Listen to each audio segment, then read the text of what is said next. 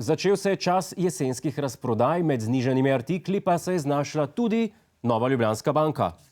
Najmanj polovico NLB-ja moramo prodati do konca leta, preostalo četrtino naslednje leto. To je zaveza, ki smo jo dali Bruslju v zameno za finančno injekcijo v času krize.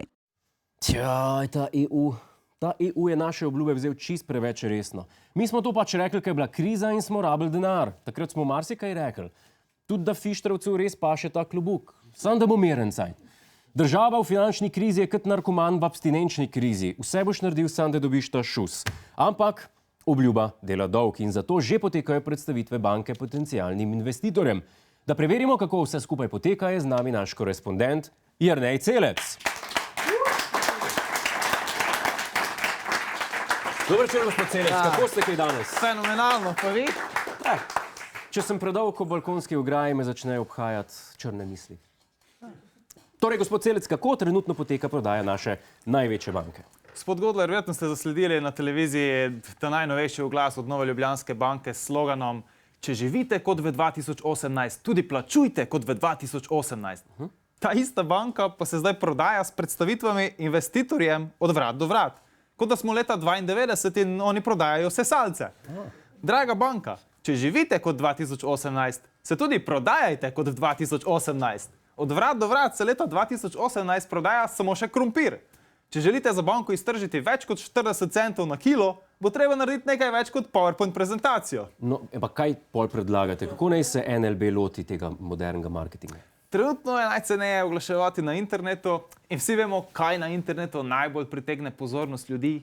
Clickbait oziroma vabe za klikanje. Zato smo že izdelali eno, ki jo lahko NLB brez problema uporabi. Mislim, kdo ne bi kliknil na oglas, kar je naredila ta banka, vam bo spremenilo življenje. Kliknite tukaj, če želite obogateti in čez noč izgubiti maščobo okoli trebuha.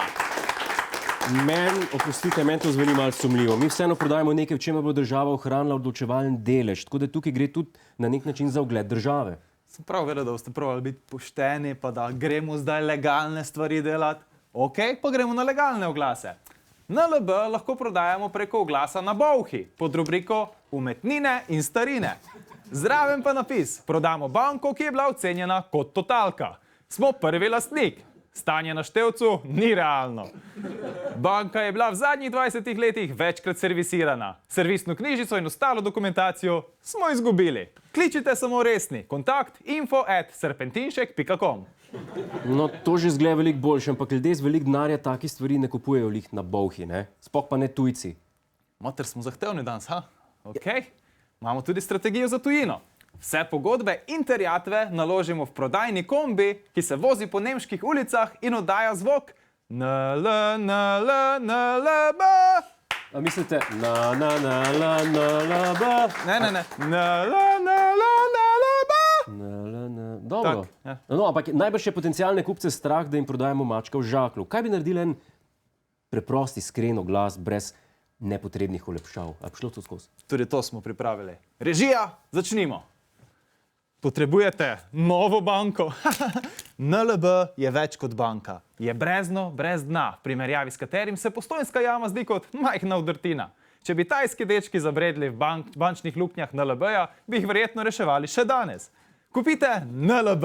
Na voljo imamo 50 ali 75% delež. Morda celo oba skupaj, saj ne vemo. Številkami nikoli nismo bili pretirano spretni. Če pokličete zdaj, v paketu dobite še 2 milijona davkoplačevalcev, ki so vedno znova pripravljeni priskočiti na pomoč. NLB, če rabite dokapitalizacijo, imamo za vas ta pravo nacijo. Hvala lepa, gospod Celec, za vašo pomoč. Jaz ne vem, kaj bi mi brez vas. Lepa hvala, danes ste zelo lepo pomagali. To je naš YouTube kanal. Klikni na ta gumb in se naroči, da boš na tekočem. Polajkaj nas tudi na Facebooku in na Twitterju. Pa po pameti!